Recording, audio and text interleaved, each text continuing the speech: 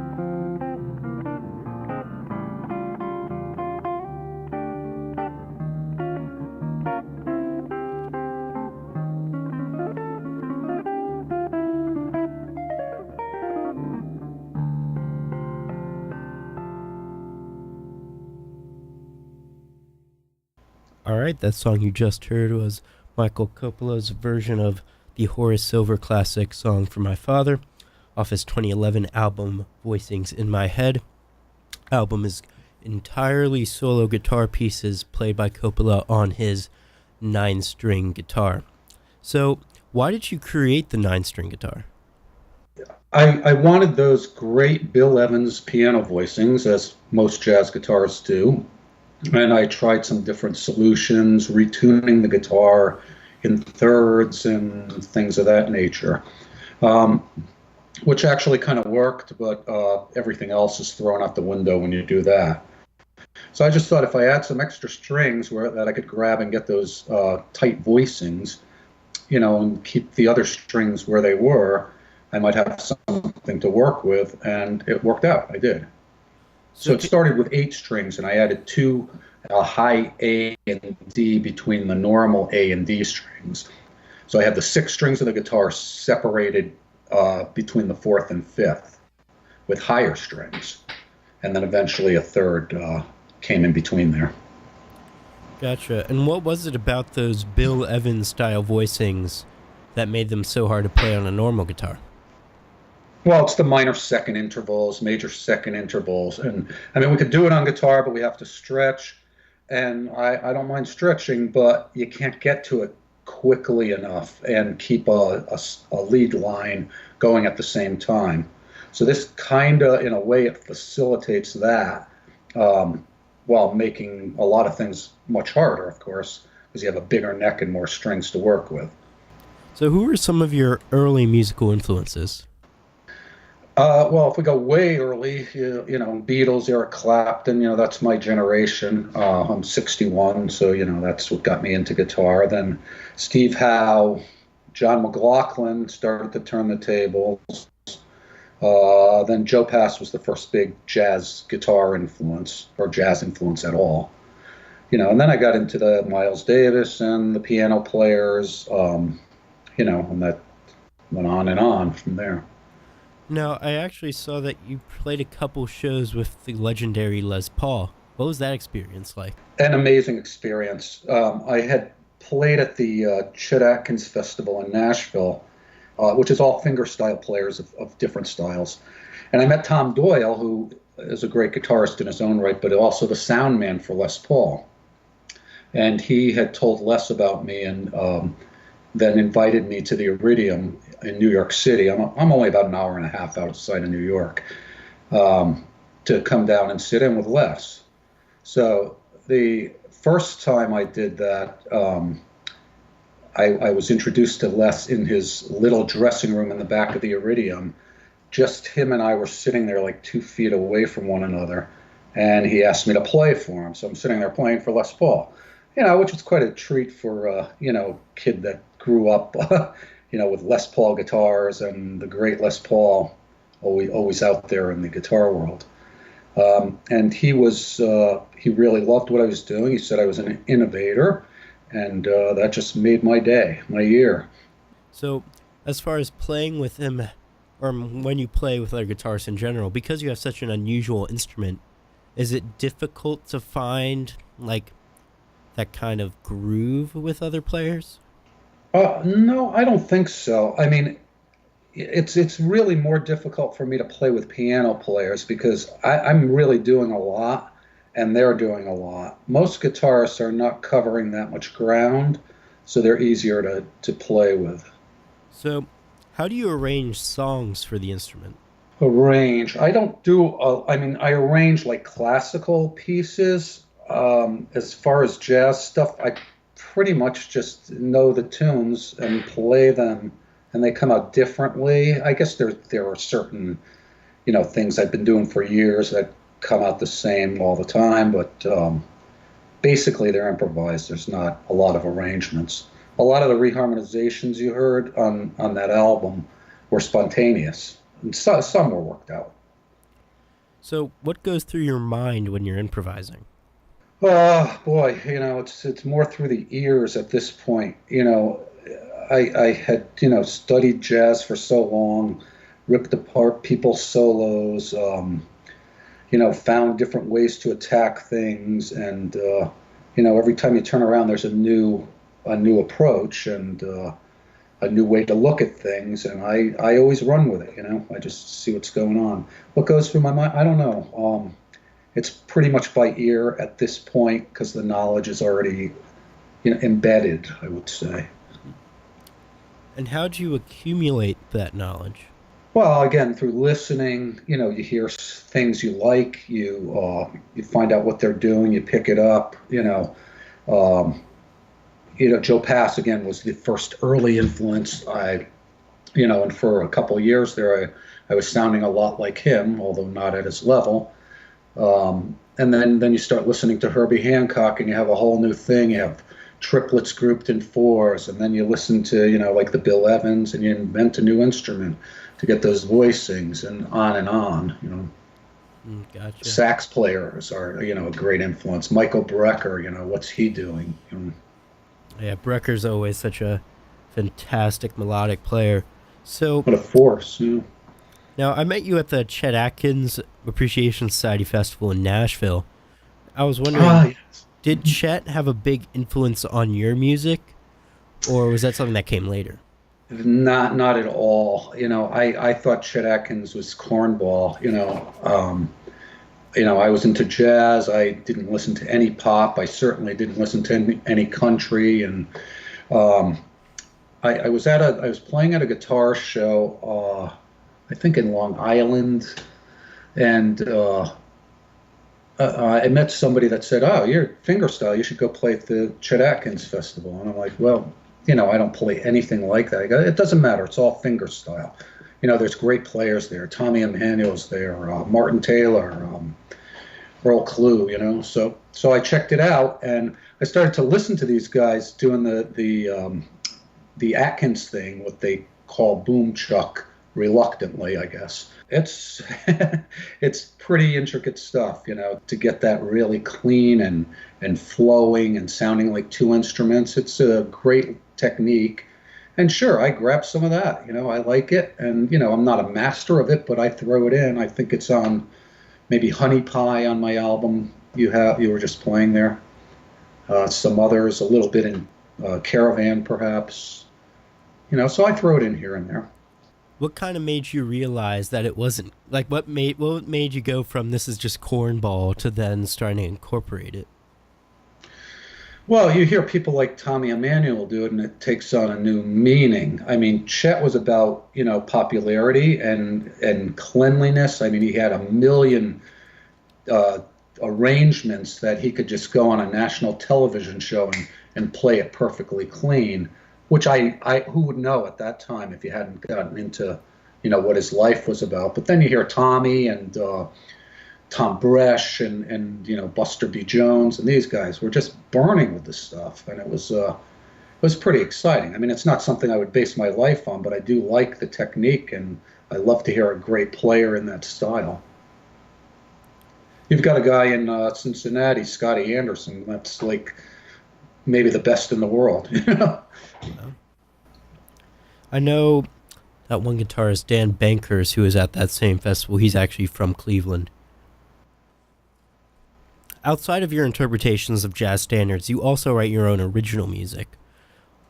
What's your thought process when composing? Oh, boy, again, I just kind of hear things and write them down. I'm not really, formulating things. Do you have the album of original music with the band? I don't know if you have that there. New Impressions. Oh, don't have that one, but I have listened to a bit of some of your earlier stuff, like Return of the Hydra. Oh, yeah, there's a couple on there, yeah. And Enter the Hydra, yeah. Yeah, it's really it's just stuff I hear and write down. It's not, I'm not sitting there like Mozart composing. It's just pretty much melodies and, and that you could blow over, But you're mainly focused on melodies. You're not like someone who hears an interesting rhythm and bases a song around that. I have some of that stuff. I haven't released it, because it's just something that takes rehearsal with bands, and it's harder to get together, So most of my stuff is smaller units that's easy to record and just get out there and do it. So are you mainly like a trio? There is. Trios, duos. I did a duo with a singer, Rhonda Thomas, a few solo CDs. That's about it, And if you're going to do rehearsals with rhythmic things, it's going to take some extensive rehearsing to get together. And it's hard to find the great players or to afford really good players to rehearse and record. Economics. All right, so I want to play one of your original songs right now from Enter the Hydra. This one's called Steppin' Up.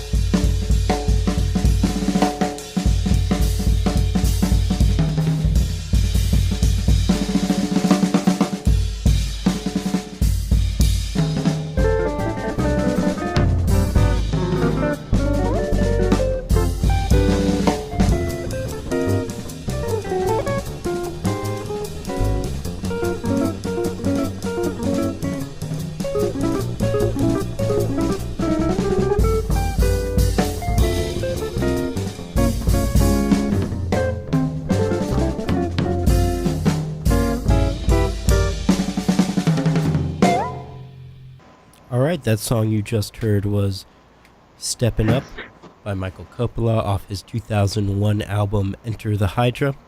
I'm joined by Michael right now.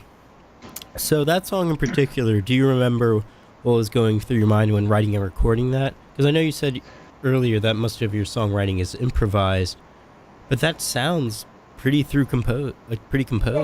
It's certainly composed.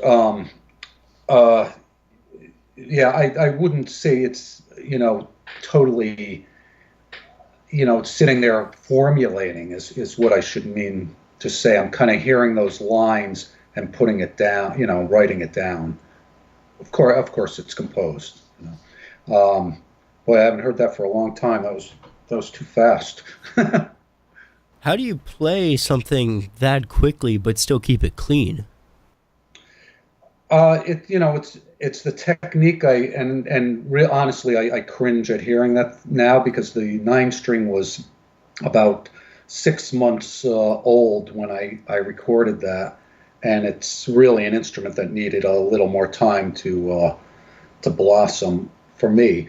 But it's the technique I created with cross picking. So I have those high strings between the 4th and 5th, and they're working in combination with the 1st, 2nd, and 3rd strings. So you have the interval of a major 2nd on the same fret in 2 different places. On the what you would call it, I guess the 6th string and the 2nd string are a whole step apart. The 5th string and the 1st string are a whole step apart. So you get the minor 2nd intervals by moving a finger 1 fret. And you could create scales and arpeggios, all, letting notes run together. So you get a very full kind of sound from it. Yeah, especially as far as arpeggios go, that was one of the things about that track. You have a lot of those kind of almost, if this is the right word, but rolling arpeggios in the kind of head of it. So Yeah, kind of harp-like sounds. It's been described as. And as far as the tuning, if someone were curious, they should go to my website, which is 9string, the numeral 9.com, just www.9string.com, and there's an explanation of the tuning on it, which might make it a little clearer what I'm talking about. It's hard to just explain in words. So also in that song, one thing I found interesting was that bridge section right after that intro where the whole band kind of slows down a little bit. Is it tough to change tempo like that? Well, you've got to have a great band to do that, I think, to do it that cleanly. My bass player is Phil Bowler that, had played with Wynton Marsalis, so he's been around the block. And the drummer was just an incredible New England Conservatory graduate that used to play with Michael Caine in the city, and a lot of great people. So they know how to make these things work.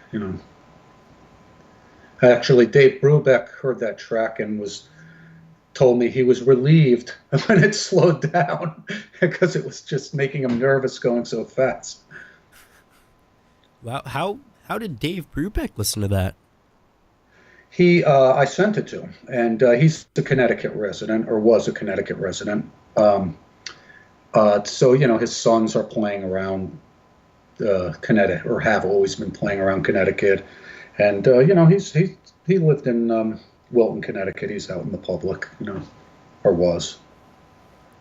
Oh wow! So did you just play with one of his sons one time, and then somehow get to meet Brubeck through that?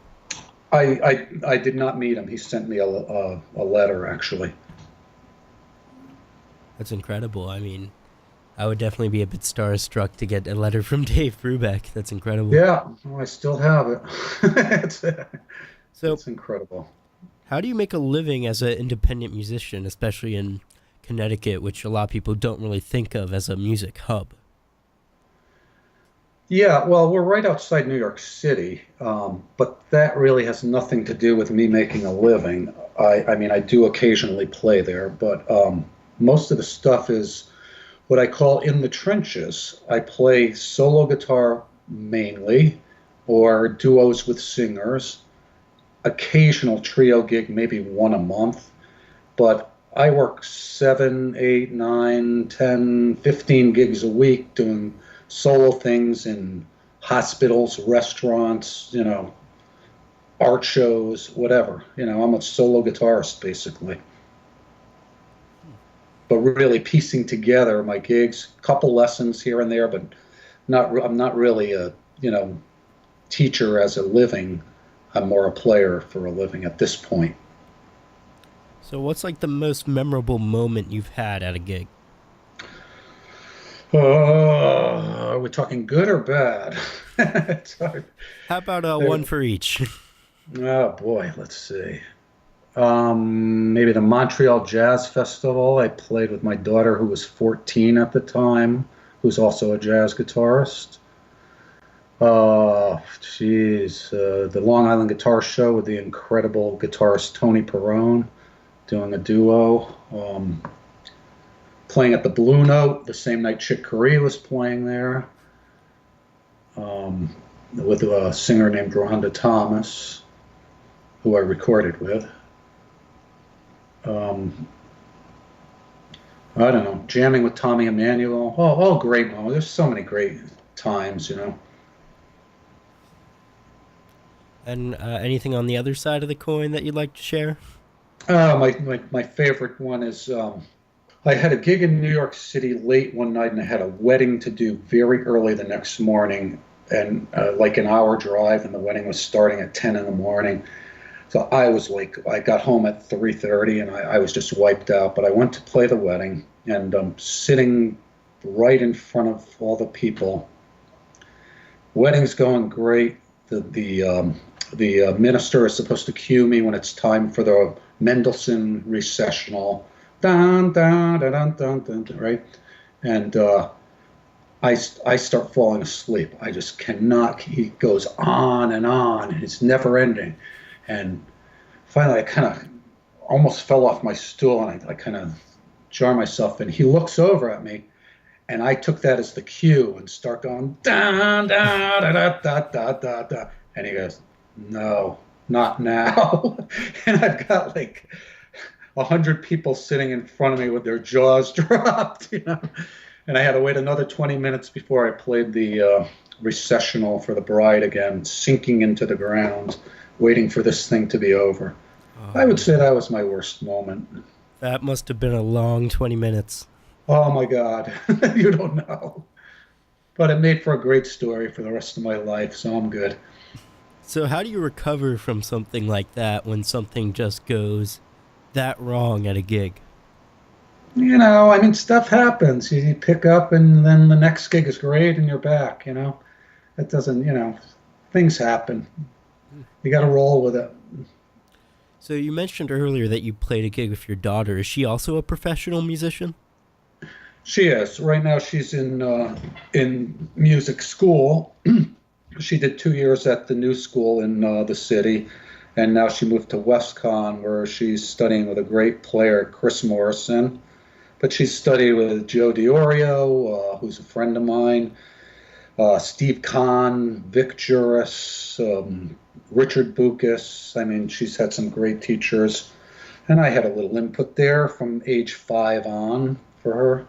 So did you kind of push her to go to the guitar, or did she just pick it up naturally? But she wanted to do it, and, you know, I tended to push a little bit, and she started to lose interest, so I backed off, and she just came back to it, and she's just, you know, got into it really heavily, and she is a great, great musician.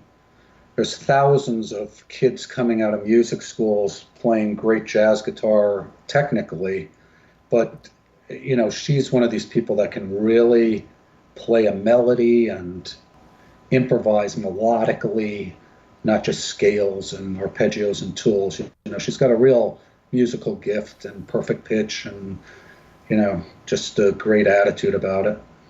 It's great. So what do you think? You'll be hearing from her. So what do you think the kind of key is to getting past just scales and technical playing and into more melodic, soulful music?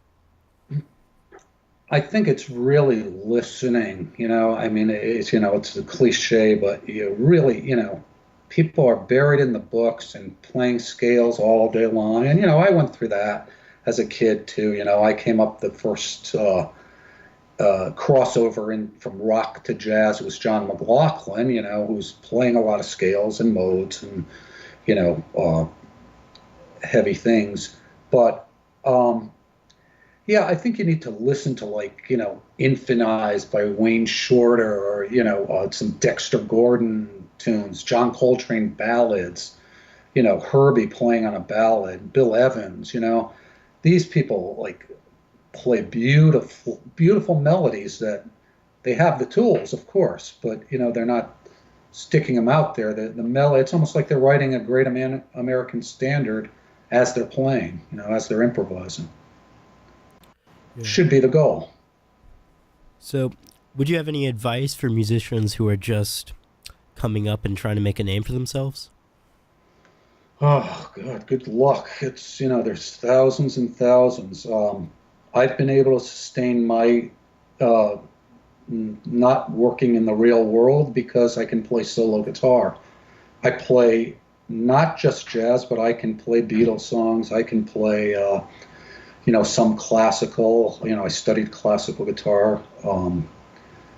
So I can do wedding gigs. I can do quiet restaurant gigs if I need to. Most of the time, if you have a nice sound, you could pretty much do whatever you want.